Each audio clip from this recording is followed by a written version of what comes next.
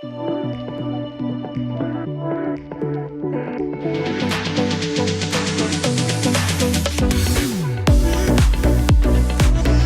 to the Upshot, Multi-World Disc Golf's podcast about the latest in the disc golf world. I'm the editor, Charlie Eisenhood. Joining me, as always, is Josh Mansfield. And wow, can you believe it, Josh? We don't have an Elite Series event this weekend. I feel like I finally got the chance to breathe. The React Tuesday, Preview Thursday has been a cycle that it feels nice to get a little bit of a break from. Yeah, I think everybody was ready for a little time off. I mean, I've seen some pros saying, like, it's getting a little tiring to have to play back-to-back-to-back big tournaments. And so, you know, we've discussed plenty about the scheduling concepts. But either way, everybody gets a little time off right now. We've got some time until OTB Open. I mean, most importantly, the Polecat World Championships are coming up in San Francisco. And the Halo Polecats are going to be out in full force. So that's going to be fun. I mean, like that tournament, I don't know if we talked about it yet. Like they're going to have like one or two of the film crews are going to go out there. Mm-hmm. There's going to be a ton of pros playing the tournament. That's great, right? This is incredible. The kind of stuff that I love to see. Like we need more fun things like this as a part of kind of the overall tour. It's getting a little stale out there. So I'm looking forward to seeing all the coverage of that. Well, Charlie, did you hear the PDGA just announced that the Halo Polecats will be the 5th major for this season and will be in perpetuity moving forward?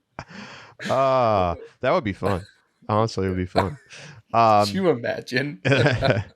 So we do have some, of course, there's some nice tournaments this weekend. We've got a bunch of A tiers going on, most notably Prodigy Disc Pro Tour out in Europe, Helsinki, the first stop on that tour. It's not going to be quite as well attended as it was during COVID times, but still some great players over there. Nicholas Antila's made the way back and over to Europe, and so he'll be playing, and he'll probably be the favorite to win this weekend. You've also got the 303 Open happening in Colorado. Pretty solid number of pros going there. And then we've also got, the Challenge at Goat Hill, formerly a Silver Series. Got a bunch of top pros, a lot of California pros playing that. Lexington Open, Lower Peninsula Open in Michigan, City of Mobile Championships. Is Matty O going to be there? Let's check that out. Yes, of course he is. What am I asking that question for? He'll be the favorite to win at home in Alabama. So nice little weekend for some regional A tiers. What we're going to do today is we're going to take a look at our personal top 10 power rankings as they stand right now after DDO. The Multi-World Disc Golf Power Rankings will be coming out next week, so you can keep an eye out for those. And we're also, Josh, you had the idea. I love it. We're going to talk about one thing that each player wishes they could have as we talk about these power rankings. Yeah, my favorite sports app is called The Score, and this is classic power rankings that they do where around Christmas time, what is one thing every team wants for Christmas, everything in the free agency and the draft. It's my favorite way to do power rankings because at the end of the day, most people's power rankings in top 10 are going to be pretty similar. If you were to pause the show right now and write down your personal top 10 power rankings, there'll be a little variation as to where each player falls, but our top 10s are going to look pretty similar. I think what's more interesting is what elevates those players to rising in those power rankings and having that discussion. So I'm really excited to talk about it. Yeah. So let's get right into it. We'll start in MPO. Josh, number 10, who you got? So at my number 10, I've got Kevin Jones. Kevin Jones comes off of the good play at Jonesboro in third place. And, I really think Kevin Jones, if he could wish for one thing, and it's kind of nice that he's going to get his wish, it would be to just kind of get a change of scenery. We've talked a little bit about Kevin Jones kind of going streaky and playing well in some stretches and not so great in others. And I feel like Kevin just needs to get out west. He played well at Portland last year, really was in contention to win it.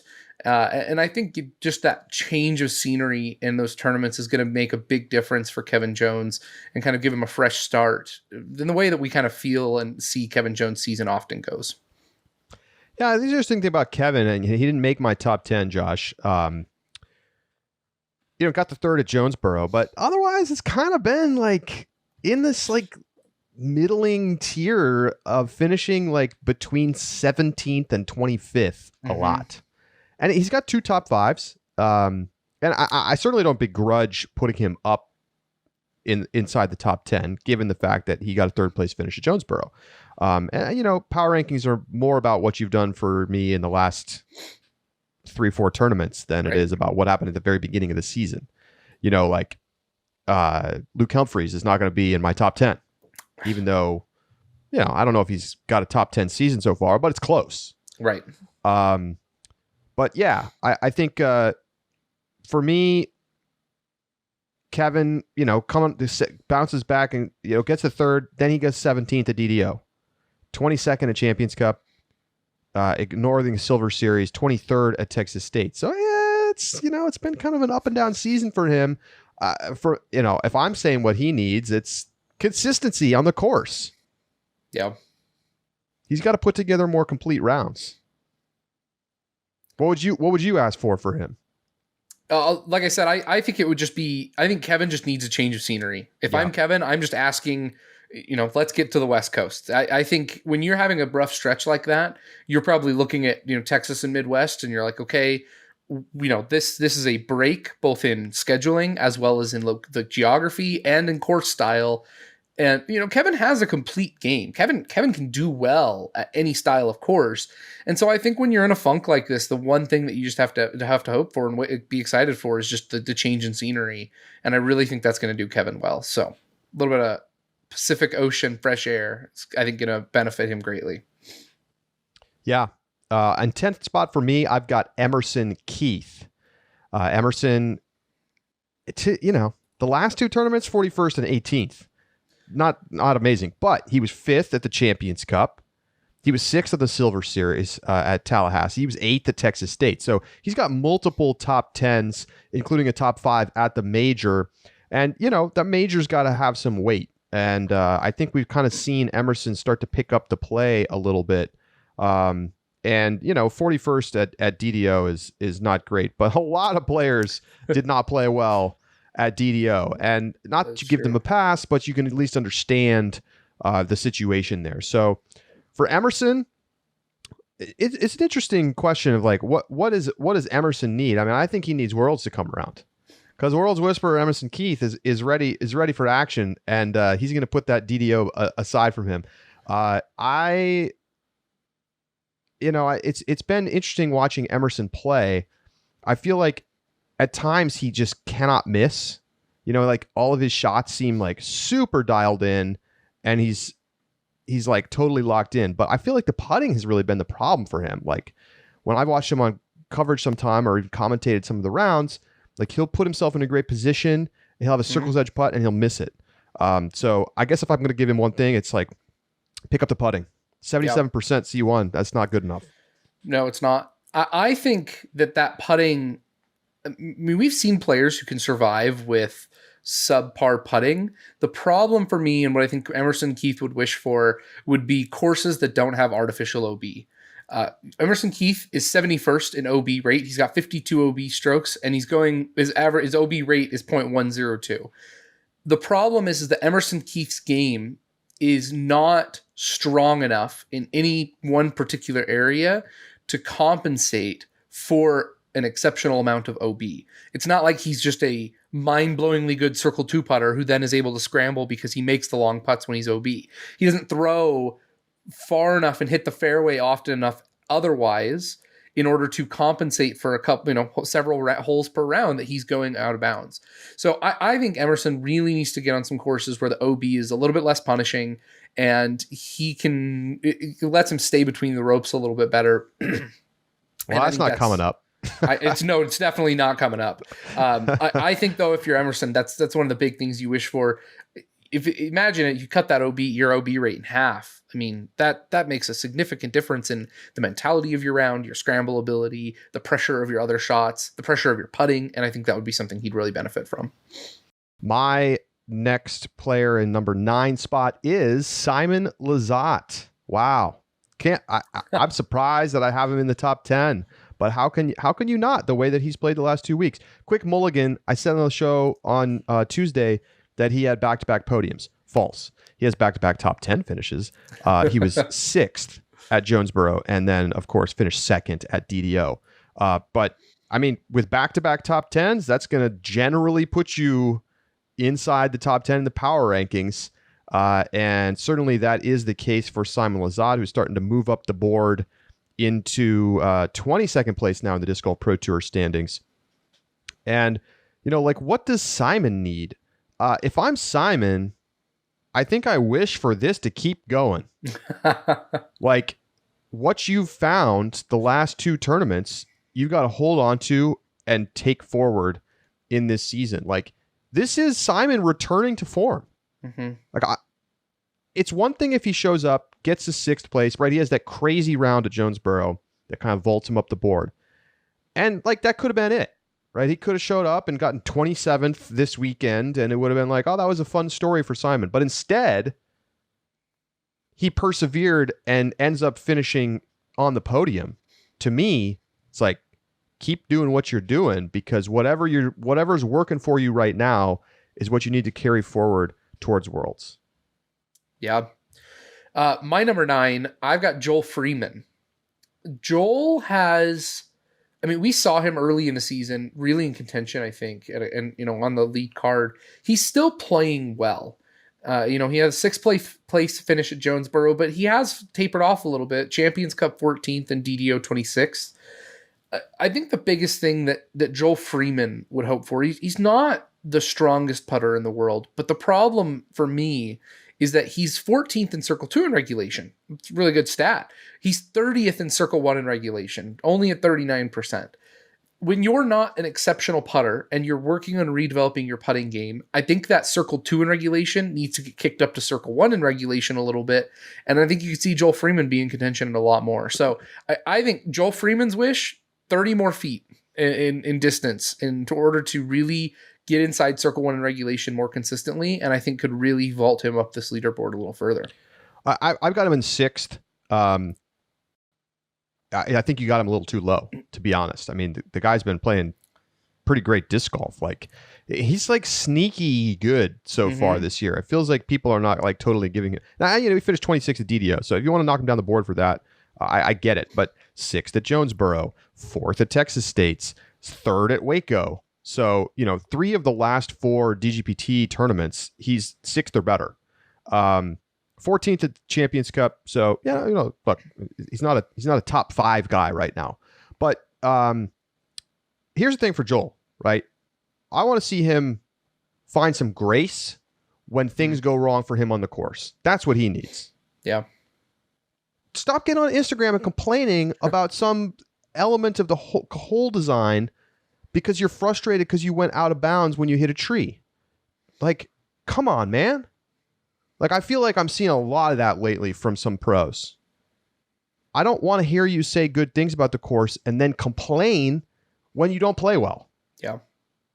So I think that's, he tilts a little bit, Joel Freeman. Got to find some stability. And you can see, like, if you listen to our interview with him, he's cerebral, interesting guy, great to talk to. But then, I don't know, like, it's a little Jekyll and Hyde out there sometimes. Yeah, no, I think that's very fair. Who do you have at number 8, Charlie? Number 8 for me is Matty O.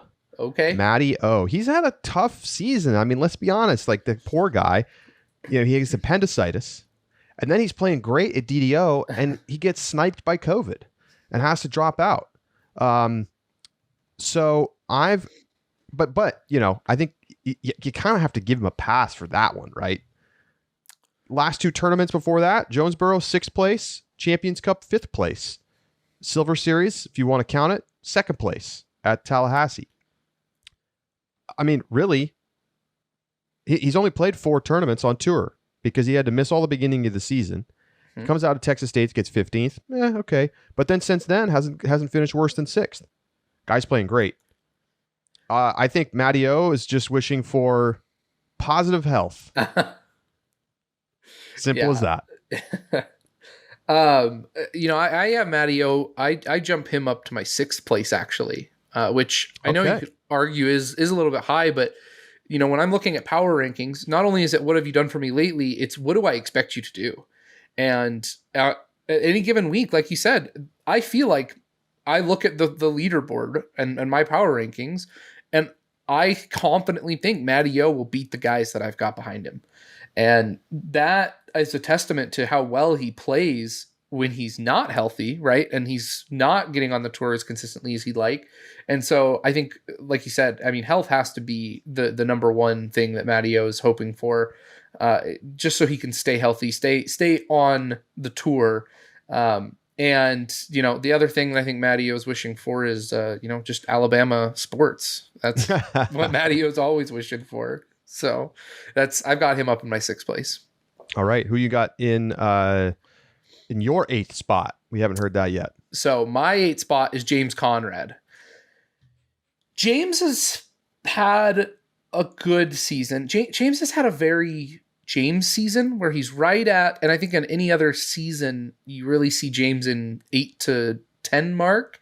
This season, it's been the 10 to 15 mark, which not bad. It's pretty good. You had a 4th place at Texas State's, but a 23rd at LVC. Those two kind of offset each other. Otherwise, 12th at Waco, 11th Champions Cup, 15th Jonesboro, 10th at DDO. James is an example here of someone, not playing a bunch of Silver Series events. But I think if there's one thing that James really would ask for right now, it'd be a Circle 2 putter. He is known for that step putt of his, but right now he's only cashing at 19% of his Circle 2 putts, good for 82nd on tour. And that's shocking. It is shocking. It is shocking. And when you're defining like stat besides, or you're defining, feature of your game besides your run up is Circle 2 putting, he is 12% lower on this season than last season. And that is just not going to cut it if James wants to stay competitive up at the top and remain, and get up higher than 8th place in my power rankings. So that's what I think James is wishing for. Yeah, I got James one spot higher than you in 7th. I hear what you're saying, right? Like 10th to 15th instead of like 6th to 10th. Sure. But at the end of the day, if you can finish consistently inside the top 15, you're probably going to be up in the top 10 of the power rankings because a lot of other players aren't going to have that kind of consistency. And so, coming off the 10th place finish at DDO, I've got him back up the board. Hard to argue with the Circle 2 putting take. I feel like that's the ticket for him to start picking up some more strokes and get back into that top 5 range. Because, there's been a lot of Circle 2 type courses so far this year. Yeah. Sometimes you're playing like DDO, not so much. And maybe that explains why he did a little bit better this weekend. Because like you couldn't hit putts from Circle 2 in the wind. Like it was just not possible. You had to park shots and get close because it was just like layupville from outside of 30 feet. But there have been some courses where you kind of had to hit Circle 2 putts in order to be competitive. You think about Champions Cup, like that's a course that's that had very attackable fair greens, and you had to be able to rein it in from distance. Clearly that's the thing that's kind of missing from his game. And if you watch him play, he's been so close. Like he'll hit band or he'll hit just low on the cage. He's been around the basket. It just hasn't quite been falling to the level that you'd want to see from him. So I'm with you on that one. So my number 7 is Simon Lizotte, who you had a little bit further down. That's in part, like you said, about the, what have you done for me lately? Here's what I think Simon would wish for. I think he wishes for an invite to the Match Play Championship. I like that. Right now, Simon Lizotte is sitting at 22nd. OTB Open is the final tournament that he can earn points. A really strong finish at OTB Open could easily vault him into, if he were to take first right now at OTB Open, that jumps Simon all the way up. And of course, we're not taking in other players' finishes, but a first at OTB Open puts him at 9th place. which means you can assume that if he plays that well, right? I think a podium is probably enough points to get him. He's 40 points off of from Matty O right now at 201 and like Mason Ford at 204. Mason Ford, Kyle Klein, Luke Humphreys, those are guys who are kind of slipping, not playing their best golf right now. If Simon has a strong finish at OTB, he gets an invite to the Match Play Championships that I think Simon could absolutely win. Nice payday. Nice. I mean, it's excitement. It's people get to see Simon again. Discmania sponsored tournament. I mean, that, in my opinion, is everything that Simon would want, would be to be at that Match Play Championship. All right, we get into the top 5 now. And we have, I'll just say it right now, we have identical top 5s. If you don't agree with us, you're wrong. Simple. It's that simple. So let's just go through. We'll we don't need to save the drama of telling you what our top 5s, who has who where, because it's exactly the same. So we'll start with number 5. Number 5, Paul McBeth. And Paul obviously coming off missing the cut, but look back and he's still having a good season, folks. Jonesboro got 2nd, Champions Cup 9th, Texas State's 8th, Waco 1st. So he hasn't really missed the top 10 much, except this weekend where, this classic McBeth stuff. Like after 2 rounds, he's not really in contention. And then he just totally bombs round 3 and misses the cut. But like, frankly, would you rather play a 4th round or just go home? Like McBeth doesn't care about making the cash line. He just doesn't. It's just a fact. He is privileged enough in the sport to not care about that. So, obviously it pulls him down the board a little bit, and he has not been totally sharp. I think McBeth wishes to stop having the awful round. Like, just don't have the awful round. Right. Have an off round, but not an awful round. And there's just been too many times this year when he goes out there and shoots an even par when everyone else is shooting 11 under. Yep. And that's very un-McBeth-like, and it's causing him some major issues. I think you could get more granular with like particular things he needs in the course, and maybe you'll go that way, Josh. But I just think he needs to start limiting the damage of when he's not feeling on. Because when he's right, he's been as good or better than everyone else on tour. Yes. It's hard when you look at his stats to say, this is the one thing. I'm with you. I think the biggest thing that he's looking for has to be just damage control in your bad rounds. Because, like you said, I mean, McBeth is so good. He doesn't need 3 complete rounds. He needs 2.5 complete rounds, 2 rounds, and then just a meh round. The problem is that not even McBeth can overcome just disastrous shooting. I think if we're going to say anything about McBeth, it would probably be he needs to minimize the double, and more specifically the double and the triple bogeys that he's got more of. He's 3% double bogeys and 1% triple bogeys. That's and here's the thing. I mean, that's not, in terms of number of holes, that's not a ton, but it's 10 double bogeys.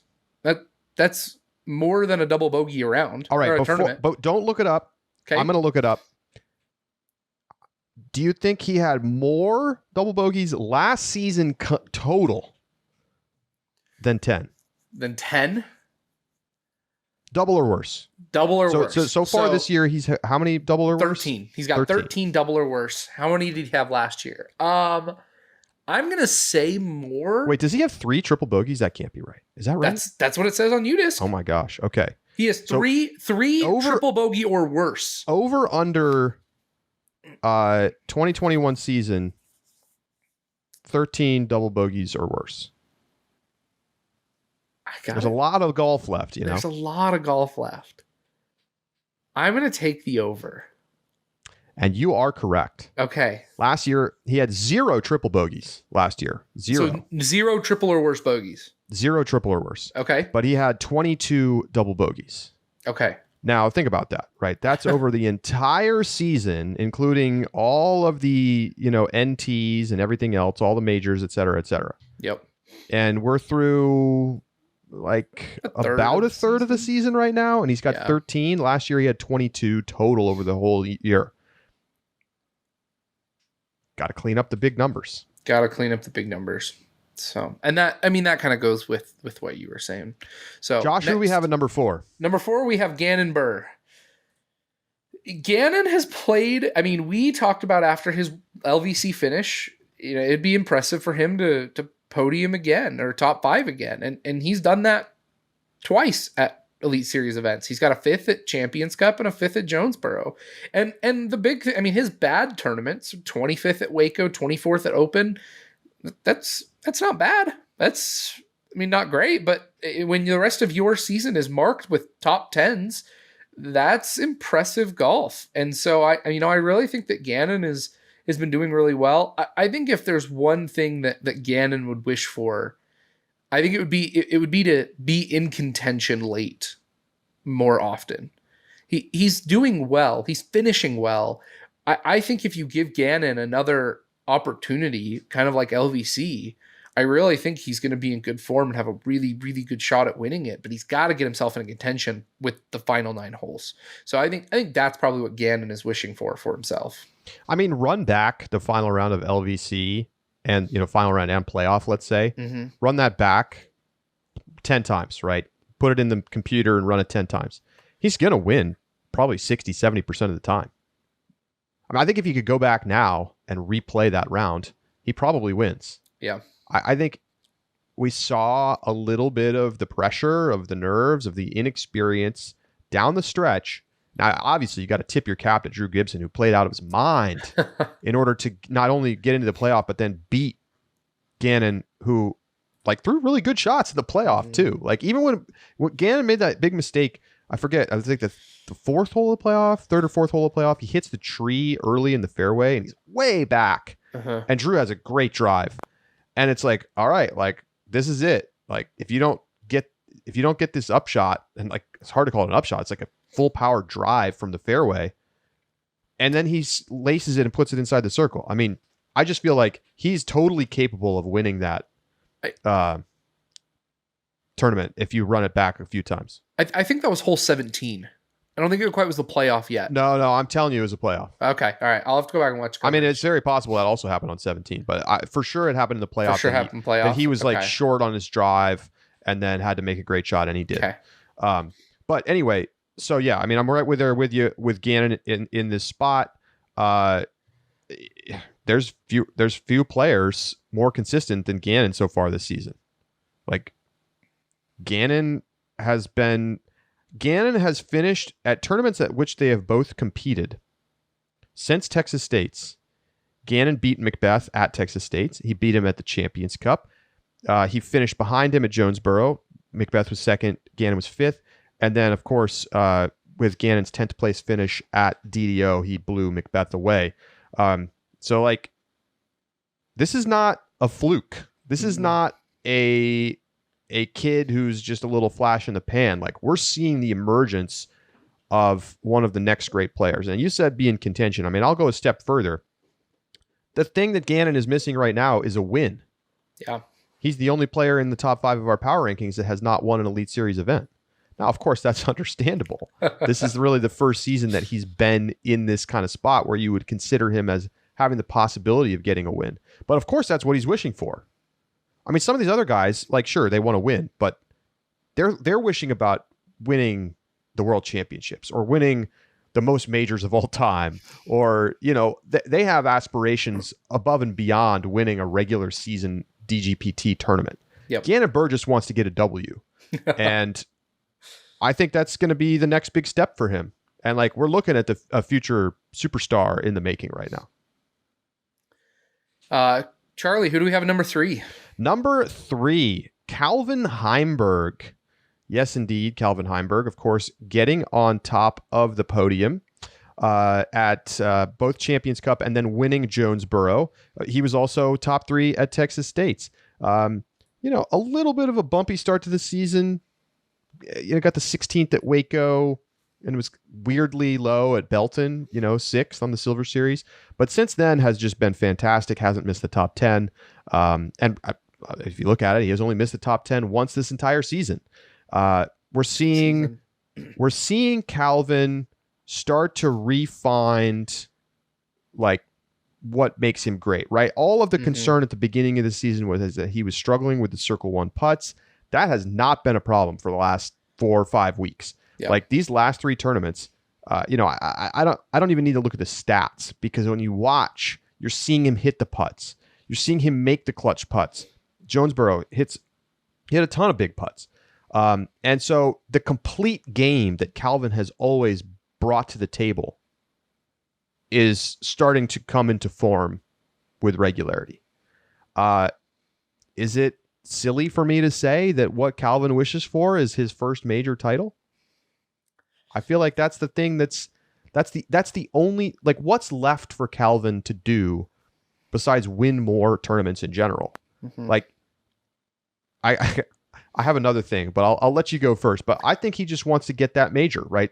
This is one of the premier players in the sport, and he's the one guy that doesn't have a major. Like, who's at that tier? Yeah. It's very, very accurate. I think the one thing Calvin would wish for would be a regular caddy. and it sounds like a joke, right? Because we laughed about Zach Melton being on the bag. But remember, when we talked to Chris Dickerson in his interview, who would you want to play around with? Calvin and Zach Melton were on that list. Says, man, when we're hanging out together, we're just chomping it up. It's a lot of fun, right? We're trash talking. We're having a good time. Calvin may not be the most expressive player. I think that having a caddy with whom he can do that can be a strong advantage for him. And something that I've noticed, Steve Hill, when you and I were with Steve at Worlds, he talked about, his pick to win the final round at Worlds was Calvin because he had Madison Walker on his back. And he says anytime that Madison's caddying for him, it's because he's loose, he plays well, he just feels like he's kind of in the zone. That obviously didn't happen at Worlds, but I mean, that's something that we've observed now for continuous seasons, that when Calvin's got someone on the bag with him, he just feels more relaxed and in the zone. I think he needs a regular and consistent caddy, and I really think it can improve his game. I'm going to give you a bonus wish for him. Let's hear the bonus. A big fat payday at the end of the season. Contract your Calvin is out here. All right, who we got at number 2, Josh? All right, number 2, we've got Chris Dickerson. Chris Dickerson was at my number 1, it probably until this weekend. And, it's probably not hard for you to guess then who our number 1 is, but he is 8th place finish at DDO, still better than everyone except our number 1 in this top 10 ranking. And so, except Simon, sorry. And then, so Chris has had a great season. He is playing well. He's got this new bag that he seems to be playing great with. He's second in Circle 1 in regulation, first in Circle 2 in regulation. He's second in fairway hits. His putting has some room to be desired. I mean, him, like James, his Circle 2 putting is not great right now, which, and we've definitely expected a little bit better from the robot chicken. And so that's it's a little odd, but at the end of the day, I think if there's one thing Chris could wish for, it would be a private jet so that he could go do the West Coast swing. But would he want that? He doesn't really like to fly. That's right. I forget he doesn't like flying. Chris had an Instagram post. He's not going to be playing the West Coast swing, not because of financial reasons, but more of just kind of the time commitment. He wants to spend time with his family, and this is the beginning of more pros, like we've talked about, Charlie, pros skipping some events and he acknowledged it. He's like, I need to be at 8 Pro Tour events. That's it. And that's enough for me to qualify for the Pro Tour Championship. So I'm not going to, burn all my family time, my entire life outside of disc golf, because I want to play the enormous number of events that occur right now. Yeah. It's not a financial decision. It's purely one out of self-care. And I really appreciate that. I think in a world where, disc golfers have private jets, it's not nearly as grueling to go play 2 tournaments on the West Coast because travel time is easier. It's we're a long ways from that. But, if I'm Chris Dickerson, I'm feeling pretty good right now. And the only thing I'd wish for is just have my own jet so that maybe I hit the West Coast. Yeah. Look, some pros like to just have their time in their house. Yeah. Like, think about yourself. Right. I like to be at home. I enjoy being in my apartment, and I like to travel too, but it's always nice to come home. I could not live life in a van on the road my whole existence. I couldn't do it. I respect those that do it. I think it's cool. I like to see the pictures of where people are going all around the country, but Chris Dickerson wants to go home and spend time at home. And remember, he was always planning to take some time off and be at home. But now he's extending that time and just saying, you know what? I don't want to drive from Kansas all the way to California and then have to go all the way up the coast and then all the way over to Minnesota. I mean, it's a grind. I don't blame the guy. It's a lot of driving. It's a lot of time away from home. And like the scheduling now. So here's the thing, right? The double-edged sword. The scheduling now is a little trickier because now you have longer times in between events of these Elite Series. Mm-hmm. So then you just like, okay, well, like now I got to go 2 weeks until the next Elite Series. Like, what am I going to be doing? Like, and some people are like, well, I'm going to go to the state park, or some people just flew to Mexico. Like, people are like going on vacation right now. And that's great. But Chris Dickerson wants to go home. Yep. And I respect that a lot. I think Chris Dickerson simply needs to lock in the putter. I think he's been the best player from the fairways this season. I don't think we've seen anybody be as sharp throwing up shots from basically any distance so far this year. And I know we don't really have a stat that can track that, but like just watch the guy throw the disc. I mean, it's unbelievable. And, you know, wins the first major of the year. Like, what more can you really wish for? I think as you look ahead to this rest of the season, you're going to want to see him pick up the putting. Mm-hmm. And it's been there in bursts. Like, he was 95% from Circle 1 at Champions Cup, and he hit 43% from Circle 2. So it's not like we haven't seen it be there, but it hasn't necessarily been super consistent so far. So I think that's the thing that he's going to wish for, is just to find the putting that's kind of like what's made his name. Yep. A few years ago. Yeah. So Charlie, who's number one? Well, we don't have to guess too much about this. It's Boonie Hat Rick. Ricky Wysocki gets the number one nod. Just gets his second win of the season at DDO. He was second at the Champions Cup. He's only been outside the top 10 once. He's at the top of the DGPT standings right now. Look, you know, who else has more than one win at Elite Series? I think he's the only guy. I think he's it. Yeah. So that alone tells you what you need to know. Look, you know, honestly, it depends kind of where you draw your line for power rankings. I was kind of looking back through Texas States because that was the criteria for the upcoming Ultra-World Disc Golf Power Rankings. And since then, right, that was a win for Rick. So Rick has the Texas States win, and he bookends it with the DDO win.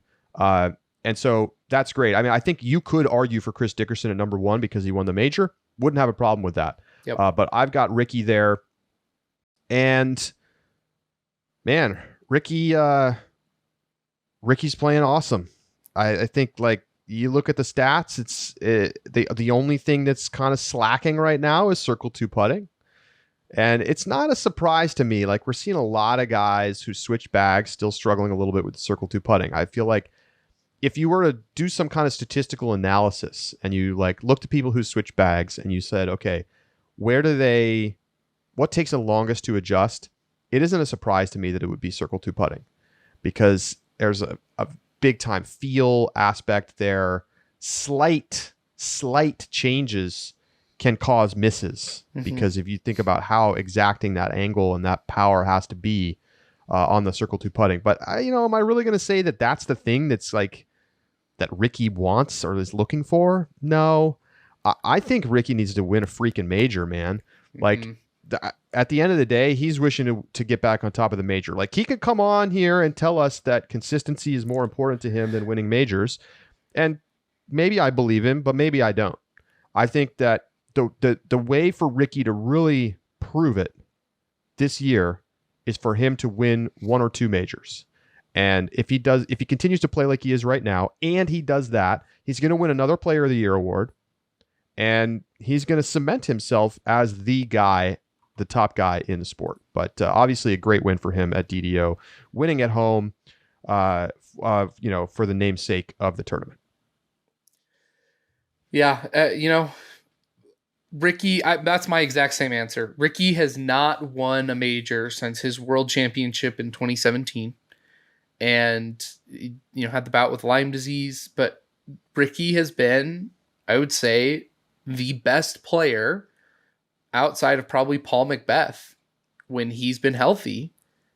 And that the major's all that's left. If Ricky has the same major record as Paul McBeth during that stretch, and they have similar majors, I think there's arguments to be made that Ricky had that better stretch, but he needs majors, and that's exactly right. I think I have no doubt in my mind that he's going to get one. I really think this year he could easily get one. But right now, that's the only thing left that Ricky really needs to shore up what I think has been just an excellent season. Now, really quickly, I just want to take this aside and say, when you think about the majors, mm-hmm. and the wins all time, right? Climo's got 19, McBeth has 16, Dave Feldberg has 7, Ricky has 6. I don't really think it's possible for Ricky to catch Paul, but it's kind of an interesting situation where if Ricky was to just get hot and win half of the majors over the next 5 years, which is a lot to ask. Yeah. You end up in a situation like Roger Federer versus Rafa Nadal in tennis, where it's everyone's Roger Federer is the greatest tennis player of all time. And then you're but Rafa Nadal has beaten him a lot and has a lot of major titles. Mm-hmm. I don't know if Ricky's going to get there, but obviously the second best player of this generation, behind only the greatest player in the history of the sport.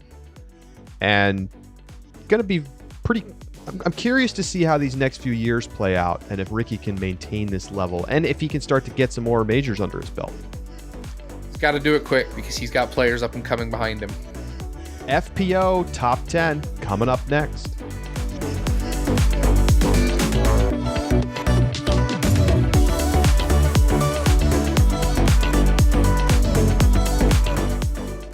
The Upshot is presented by Pound Disc Golf, makers of the best bags in the sport. I've been talking about it. The new, smaller bag from Pound, the Rufus, is almost here.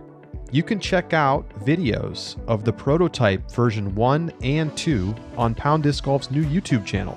Just search Pound Disc Golf on YouTube or go to youtube.com/Pound Disc Golf, and you can check out the videos as well as an introduction to their new fly pack, which is available now. I can't wait to get my hands on a Rufus. Already, they've built so many cool new things into just the version 2 of the prototype. So go check out the video and find out more.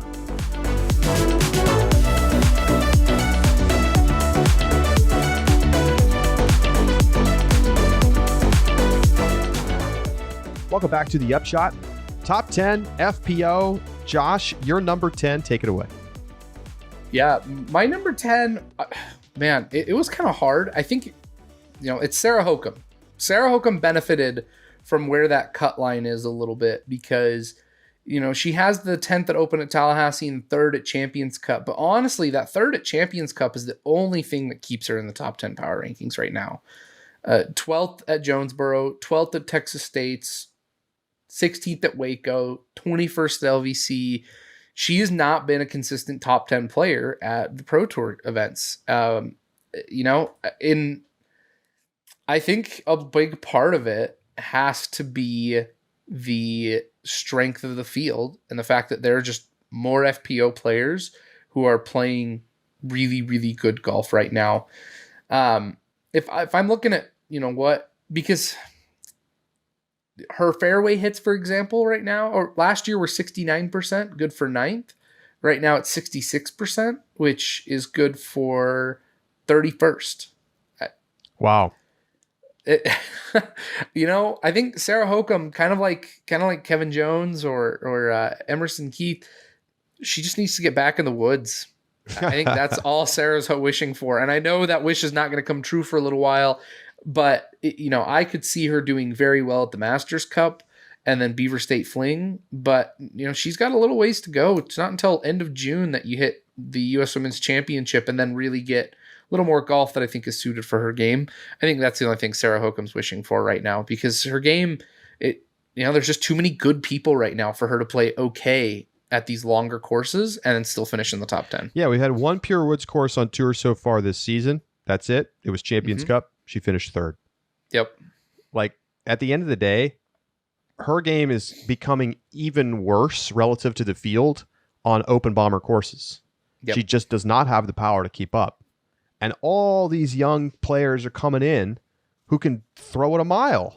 I mean, look at this. Ella Hansen, Holland Handley, Maria Oliva, like, they're bombing it out there, and Sarah Hokum is just not going to be able to match that, and that's only going to become more true because she's getting older. So at the end of the day, you can't judge Sarah Hokum's season yet. I think Sarah Hokum's wish is that we wait to evaluate her year until we've gone through the whole season, we've come across the whole East Coast, because it's just, we haven't been on the courses yet that favor her game. And when we have, she finished top 3 at the major. W.R. Jackson. I think she's just like, please bring Champions Cup back to W.R. Jackson every single year. I am trying to go out there and get a chip. Yeah, I mean, it's a testament to her abilities that she's still inside the top 10 in the Disc Golf Pro Tour Power Rankings. And I think she's almost 40 years old at this point. She may now be 40.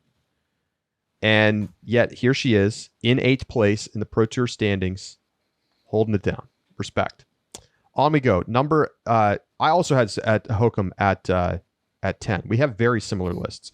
Owen Scoggins for me is at number 9. I was kind of me too. Uncertain. I like it. I was uncertain about what to do with Owen because she skipped Jonesboro and DDO. And she could be higher if not for the fact that she skipped those 2 tournaments. Because at Champions Cup, she was 4th. At Texas State, she was 5th. At Waco, she was 4th. So she's been top 5 since Waco at the tournaments that she has attended. And so, you do have to decide how much you want to punish Owen for not showing up. So I knocked her down a little bit. She's currently 10th in the Pro Tour standings. I mean, Owen, look at this. First in scramble rate, first in Circle 1X putting, first in Circle 2 putting on tour this year. I love it. She's doing what she does. What does Owen wish for? Owen wants a magical disc that goes an extra 50 feet when she throws it. She needs the like crazy technology breakthrough. Right. Yeah. Would it be unfair to say that Owen wants to get in the woods as well? No, I think that's fair. I think that's probably the other wish that she would have. I'm with you. I mean, she needs the distance, and unfortunately, OTB, Portland, those are not going to be good for her. Would you be shocked though if she won Masters Cup in 2 weeks? Nope. I wouldn't be. She's playing so good right now, despite the limitations to her game. And I really think Owen, if she had been able to putt well at DDO in the wind, where, and obviously not up to her normal levels, but still kind of out putt people, Owen could have been in the mix at DDO. It would have been interesting. Yeah. Skillful placement shot player. I agree with you. Number 8, Josh. Number 8, I have Haley King. As do I. Great pick. You could argue that Haley King doesn't belong on this list. But I think, 11th at Champions Cup, 10th at Jonesboro, 6th at DDO. She's working her way back into it. She hasn't been in contention yet. She's been off the tour for a lot of it. And so thanks to the What Have You Done For Me recently, I think Haley King kind of gets into the top 10.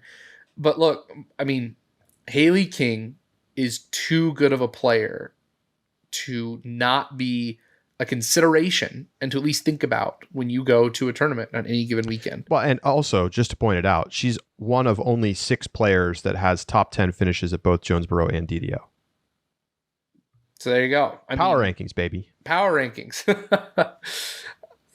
What does Haley King wish for? I think this one almost kind of goes with Macbeth. She needs, or Kevin, consistency. She's got to get the consistency down. And she just has swings, and those swings I think are hurting her. And I mean, she's so good. She has such a high ceiling. I would not be shocked if she comes out and just starts winning. But Haley King, in terms of others in this ranking, she's pretty high on the bogey list. Katrina Allen, Kristen Tatar, Paige Pierce, their bogey percentage is, and I'm not considering bogey or worse, but 14, 12, and 11 for bogeys. Haley King is 17. And that's that 3% is the difference. What was the winning score at DDO? Was Kristen like 1 under, something like that? I thought she was even par. Might have been even. I have to double check real quick for you. So Kristen shot even par. Yep. Okay, so here we go. You ready for this? Yep, hit me with it. Round 1 at Jones, Haley King 1 over. Round 2 at Jones, Haley King 1 under. So she's even through 2. Okay. Let's bounce ahead to round 4.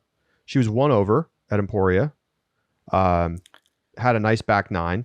Couple of double bogeys kind of hurt her, but right there. Round 3, 10 over.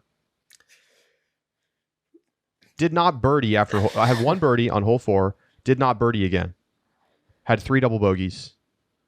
And a stretch where she went double bogey, bogey, bogey, double bogey. All of the OBs. And totally took herself out of contention. Yeah. I mean, can't do that. But I just think, honestly, I think Haley King just wishes for some time to get into the rhythm. Yeah. I mean, she's hardly played. It's true. It's hard to just come out and start playing your best immediately when you take like 2 months off at the very beginning of the season. So I'm not worried about Haley King. I think we're probably going to see her get back and win a tournament at some point this year. But you gotta get out there and like find the rhythm. Okay. At number 6, I have Cat Merch. Josh, you and I disagree a little bit on Cat Merch. You have her at number 5. You have her at number 7. What did I say? 6? You said 6. I said 6. You have her 7. I do have her at number 5. I do have her at 7. This is the part of our power rankings that we kind of same people, little bit of a shakeup. My thing for Cat Merch is that Cat Merch has played really well on a lot of different courses. In Champions Cup, I think you can make the argument that she 14th in the woods there, but Waco 4th, Texas State's 8th, Jonesboro 3rd. Those are the courses, especially Jonesboro. I think in addition to Waco, both of those tournaments demonstrate a good mix in terms and blend and balance, and that's where Cat Merch has played best on the Pro Tour, and I think that gives her a really good argument for being higher up. When I'm looking at Cat Merch, I think Cat Merch really just is wishing for an opportunity to be in contention, because all of her good finishes haven't really been super close to she's been on lead card, she's had hot rounds, but she hasn't been in the final 9 up there in contention. Yeah, I mean, even when she played great at Jonesboro, like Kristen just was too good. Too good. So I think Cat Merch wants an opportunity to prove herself while being in contention. But I have her in 5th. What do you think? Will be fun to see. Well, I knocked her down a little bit because I think you have to punish for 2 outside the top 10 finishes in the last 3 tournaments. That's fair. If you kind of ignore those and if you look at the whole season holistically, I don't really have a problem with where you have Cat Merch, because she's had a great season overall, but lately a little bit less sharp. Now, obviously, still a podium finish in the mix there, so she's still clearly a top 10 player in the power rankings right now. But I knock her down for 17th this weekend. Look, I think for Cat Merch, it really comes down to not only having that chance to win, but like having the opportunity to like get comfortable in the spotlight. And I think that she looks pretty comfortable like playing out on camera and stuff, but we haven't seen her in a position really where she's had to go down the stretch of a tournament and get a W. Right. And I mean, it's a corollary to what you're saying, basically. And I think when she gets that opportunity, even if she fails it, that's really what she needs. Mm-hmm. Because I think we're seeing, like, you know, similar to Ginn and Burr, we're seeing the emergence of a potential future superstar. Kat Mertz is showing a lot of tools on the course that can make her dangerous as a player for years to come. And it's easy to forget that she's still like a teenager. I think she's still 19. She might be 20 now. I'm not sure. So yeah, great season so far. Been one of the you know, easily the breakout player of the year so far. Yeah. In my 7th, I have Ella Hansen, and I punish Ella. I mean, like you said, if the cutoff line is Texas State's, she's got a 27th at Texas State's and a 28th at Champions Cup. It's no shock to me that Jonesboro and DDO, where it rewards those long arms, that she's playing well. You know, unlike Kat Mertz, who has 2 lower finishes in those, you know, in Champions Cup and DDO, I think Ella Hansen's problems are obvious as to what she needs to improve on, and those outside top 25 finishes I think need to be pretty punishing, but you can't argue with back-to-back podiums, and that vaulted Ella, because prior to Jonesboro, we wouldn't even have her on this list. And, you know, 2 back-to-back podiums for Ella, I think, push her up there. You know, Ella's about to get her wish.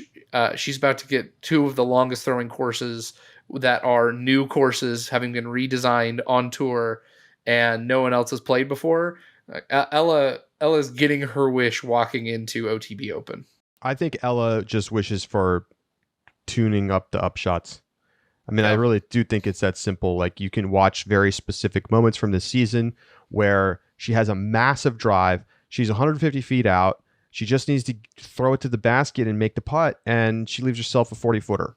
And you can't do that. You can't do that because she's not, you know, she's not a great putter. She's fine. She's not great. It's definitely an area of weakness as well. But I think that the problem is really more with her skill set.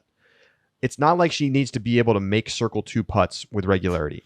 She needs to just get into the circle from her drives. Yeah. And so that to me is the number one thing. Like, and when we asked her about it in the interview series, which we hope you listened to yesterday, she said the same thing, right? Yep. Upshots and putting. And it's not a shock. Well, when you outdrive Paige Pierce, goodness, not left. There's, you know, you're not asking for a better driver. We're not off by much on Ella. I have Ella at 6th. You have her at 7th. Okay. My 5th place player, who you have at 6th, is Missy Gannon. Yes. Missy's been picking it up a little bit, you know. Mm-hmm. Missy obviously had the tremendous end to last season, and then kind of was a little quiet to start the year. Not bad, but I think was getting pushed down the leaderboard a little bit by players like Kirsten Tatar. But, you know, we see her go out there and get the win on the Silver Series at Music City, and then has a 2nd place finish at Jonesboro, top 10 at Champions Cup. It's been a fine season so far. Fine. Not amazing, but fine. What does Missy Gannon want? I mean, I struggle to like evaluate specifically what's going to help Missy. I mean, her putting is still really solid. Mm-hmm. She looks like the same player she was a year ago. I think some time without the Europeans over here, like it's going to be some opportunities for her to get some wins here coming up. Yeah, you know, and the reason, so like you said, I have Missy in 6 below Kat Mertz. The reason why I have Missy lower is I just feel going into any given tournament, we know what Missy Gannon's going to do. We know who Missy Gannon is. And I don't think that Missy Gannon has a good shot against a full field. And let's just be honest about it. I think that when we saw her winning at the end of last season, yes, she was playing well, but other players were underperforming their level, and that's why Missy won. That might sound harsh, but I just think it's true. Like when Paige totally blew up at the women's, well, it wasn't called the throw pink. Throw pink, yeah. Right? Paige was a dominant position and then just had that awful round. And, you know, you got to give credit to Missy. She played well. She was very consistent. She did her thing. She made her putts. But other players didn't live up to the level. And guess what? That's part of the game, right? When Katrina Allen won the World Championships, I don't think we saw the best out of anybody. Yeah. Like the player who's maybe playing at their best was Lisa Fakis, who until 16 in the final round, like had a chance to win the tournament. Like she was really playing at her or above golf. Her level. Yeah. But we saw Paige and Kristen and Katrina really struggling a little bit at times. Mm-hmm. And I think that's why Missy won those tournaments. So I don't want to say that she wishes that other players play bad because that's ridiculous. But I do think it's helpful for her to have fewer players who can execute at a higher level than her in the field. Yeah. And you know, I think the only thing I would say, if you're Missy, you know distance is your big thing. You know your distance isn't. It's hard to magically flip a switch, I think. I know there's some controversy about this. Maybe a better circle 2 putt, right? Give yourself just a little bit more strokes when you have longer looks. She's 13th with 14%. Yeah. You know, bump that up 5%, and you could see Missy getting a little more in the top 5. But I mean, the reason I have her below Kat Mertz is I have a better feeling about Kat Mertz winning a tournament than I do Missy Gannon right now against the loaded field. All right, our top 4s are all aligned. Josh, who you got at number 4? I've got Valerie Mondahano. What an amazing season she has had. And she's dropped off a little bit, but dropping off a little bit is cooling.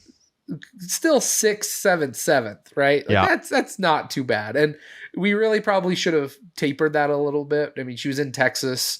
You know she's going to play great in Texas. But she's just been playing really all around good golf.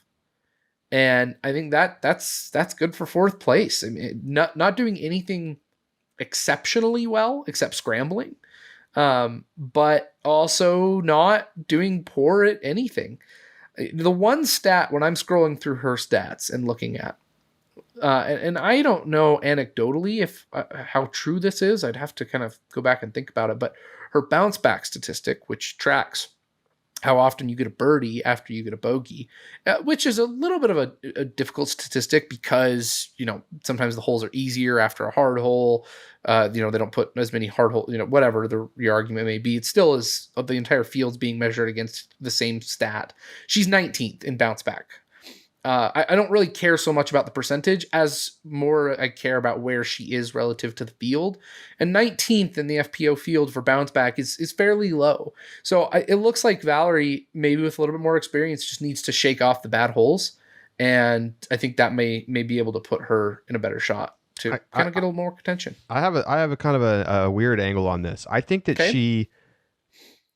her wish is that she can be comfortable playing more aggressive. She's 5th on tour in OB rate, 7%. Obviously, that's great.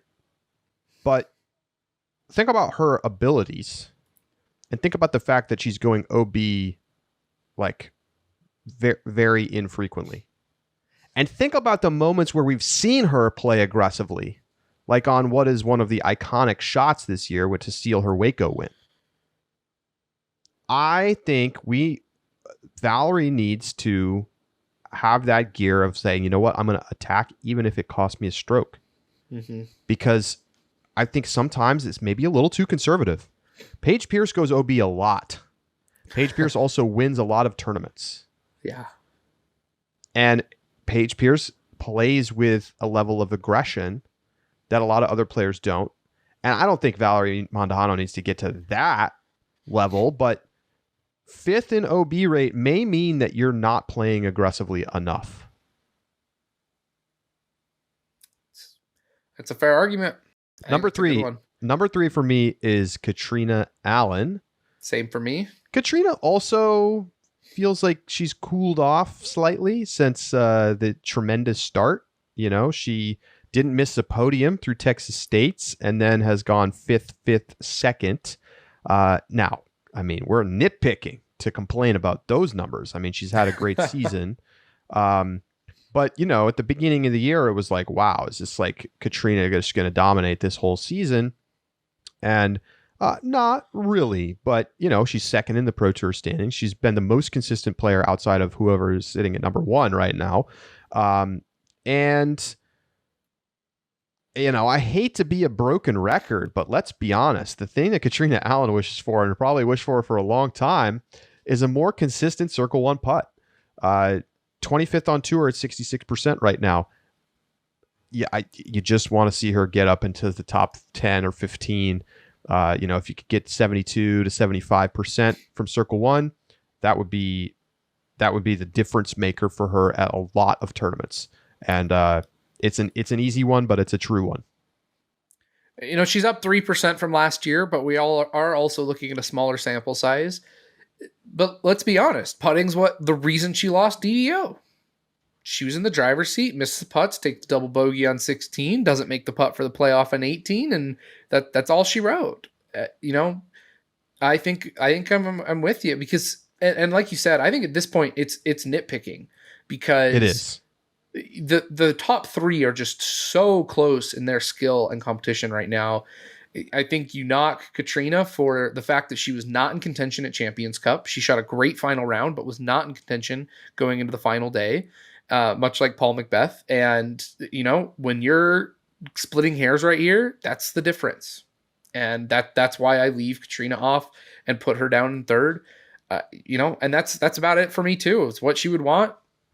5% better Circle 1 putting. And that would be it. All right. Number 2, Josh. Number 2, I've got Paige Pierce. You know, Paige with the Champions Cup win and Texas State's means that she has a very solid resume for this stretch. My problem, though, is that when you have Kristen, who hasn't missed the top 5, hasn't missed the top 3, Josh. Katrina, who hasn't missed top 5. Yeah. Kristen, who hasn't missed the top 3 all season, not just this stretch. You know, I'm going to look at where your highs, because all of these players' highs are equally high. It's where are your lows, and Paige has the lowest low of any of them. She's got a 7th place finish at Jonesboro. Not bad, but you know, when you're having to make the decision down between Paige and Kristen with the way that Champions Cup went down, I'm just going to look at where are your lows, and Paige's is lower. I think that Paige would honestly just wish that at those tournaments she is, it's another case of she just needs to stay in contention. She's 37th in OB because she plays so aggressively. We were talking about this. You know, she's got 18 holes so far that she's double bogeyed or worse. She just has to stay. The blow-ups cannot be as big as they are. And that's it. Well, I mean, and I think, you know, where are those double bogeys and worse coming from, Josh? They're coming from the fact that she goes out of bounds almost 14% of the time. Yeah. And that's 37th on tour. So you want the corollary to Valerie Mondahano needing to be more aggressive. I do think that, you know, Paige at times puts herself in a bind by, and it's not always that she's too aggressive. Sometimes she just misses the shot. You know, like if you remember all the way back to the beginning of the season, on 18, the final hole at Vegas, she just, I don't know if she chose the wrong disc or just didn't get the release angle right. But it wasn't that sharp, and it, you know, skips off the green and goes into the water. And it's just too many mistakes like that kind of seem to haunt Paige. Now, when she has weekends where she doesn't do that as much, well, she dominates typically. And we've seen her have some tremendous performances. But, you know, she kind of had to back into the major title. Like, obviously, she kept the pressure on Kristen, but, you know, it's kind of a nightmarish scenario for Kristen Tatar at the Champions Cup. And, you know, if Paige doesn't win that, like, it's feeling like a kind of a lackluster season. But at the end of the day, we're through one major and Paige won it. And when we look at the history books, that's all you're going to remember. That's all you're going to care about. And so, look, still clearly the most talented player on tour, the highest ceiling of any player ever to play the game. I mean, you say all the things you want, but I think the thing that Paige needs is to sometimes pick the spots a little bit better when it comes to where to attack and when to avoid going out of bounds. Yeah. Number one. Oh, come on, folks. Kristen Tatar coming off of back-to-back Elite Series wins. She did it again. She came to the United States, went on a little mini tour, and closed it out with a couple of wins. And I don't know how you argue that any other player deserves to be at number one in the world right now. Kristen Tatar has not missed the top three. She's played great on various styles of course. Remember, she's playing most of these courses and these tournaments for the first time. She does not have 5 years of learning the Jonesboro course. She's out here showing up and learning it in 2 rounds during practice rounds and killing it. What does Kristen wish for? A world championship. I mean, I think if she wins worlds, you don't even necessarily need to see her be great for the rest of the season. She might win player of the year just from that. Yeah. I think Kristen, and in order to do that, she needs the closeout factor. Round 1 LVC, or round 3 LVC, round 4, sorry. 4th round LVC, 64 was her worst round of the tournament. Then you move over to Waco. She takes a double bogey on hole 17, par on hole 18. Then you go to Texas State's, double bogey on hole 18.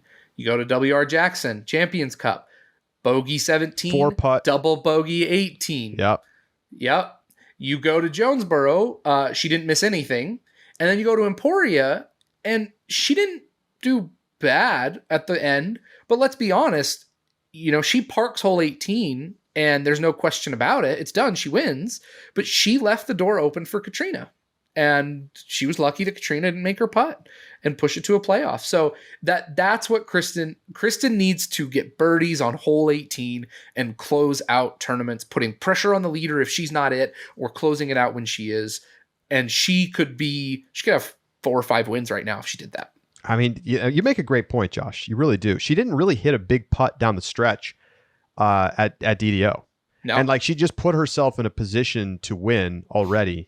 Mm-hmm. And you got to give her credit. I mean, unbelievable performance to come back from 22nd all the way up into the lead after round 2. But she does seem to struggle a little bit with hitting the clutch putts, particularly down the stretch of the back 9 of tournaments.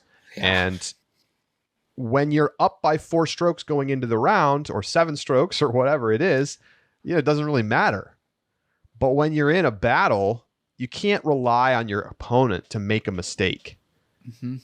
Because the problem is then it ends up being you that has to not make the mistake, and that can lead to some issues, like what we saw at Champions Cup.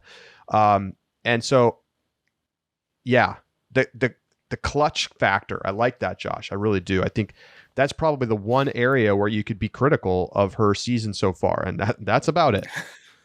Kristen could be having the best season of all time in FPO. Oh my gosh, give me a break. Thus Are you far? kidding me? Are you kidding me? Go back and look at some of these Paige Pierce seasons. You're a joker right now. That's a joke. Paige Pierce had a stretch a couple years ago where she won 7 tournaments in a row. You're right, but here's what I'm going to say. Imagine a world where Kristen is playing great in her final round and hitting those clutch putts. Okay, well, you're saying in this hypothetical world where she wins all the tournaments. Yes. Wave at me if you want. But in a more competitive field than ever in FPO, I'll give you Kristen that. Tatar is a handful of clutch putts away from having a lot of pole finishes at this season, and that is something that you would have to argue is the beginning of possibly the best FPO season.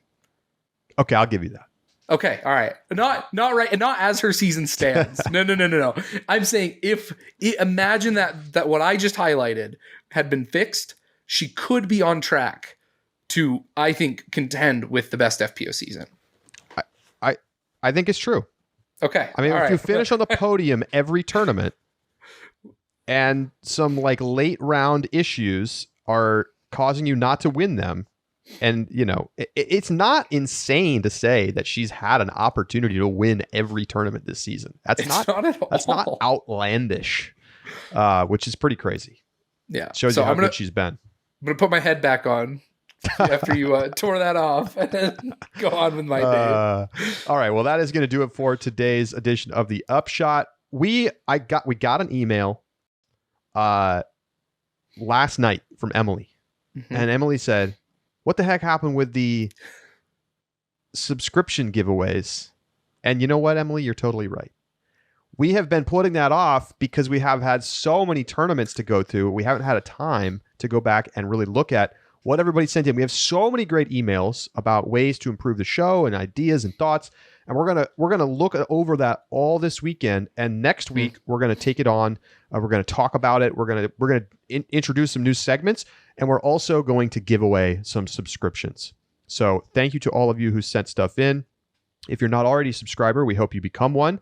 You can go to discgolf.ultiworld.com/subscribe to get bonus segments of the Upshot every single week, live reactions to all of the Elite Series events after the final round on Sundays, and plenty of other benefits, including my Cashline newsletter and subscriber-only articles and more. So check it out. It's less than $4 a month, discgolf.ultiworld.com/subscribe. For Josh Mansfield, I am Charlie Eisenhood saying so long, and we'll talk to you next week right here on the Upshot.